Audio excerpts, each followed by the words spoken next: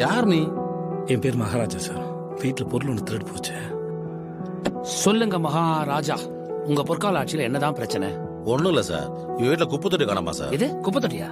ஆமா சார். இந்த வீடியோல பார்த்த மாதிரி விஜய் சேதுபதி என்ன சொல்லியிருப்பாங்க, என்னோட குப்பை தொட்டியை காணா, அதை கண்டுபிடிச்சு கொடுங்க அப்படின்னு சொல்லியிருப்பாரு. உண்மையிலே குப்பை தொட்டி காணாம கேஸ் கொடுக்கலாமா, அதுக்கு எஃப்ஐஆர் போடுவாங்களா அப்படின்னு சொல்லி பார்த்தோம்னா வாங்க தெரிஞ்சுக்கலாம். நான் உங்களை அட்வொகேட் அஜித்குமார். அதை ஒரு 10 ரூபாய்க்கு மேல எந்த பொருள் காணாம போனாலும் போலீஸ் ஸ்டேஷன்ல கம்ப்ளைண்ட் கொடுக்குறாங்க, கண்டிப்பா நடவடிக்கை எடுப்பாங்க. இப்படிலாம் சொல்லணும்னு எனக்கு ஆசை. கண்டிப்பா அப்படி இல்லைங்க.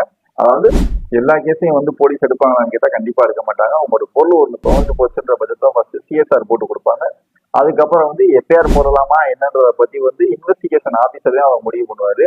அதனால குப்பை தொட்டி காணாம போச்சுன்றதுக்காக ஸ்டேஷன்ல கம்ப்ளைண்ட் கொடுக்க போகாதீங்க.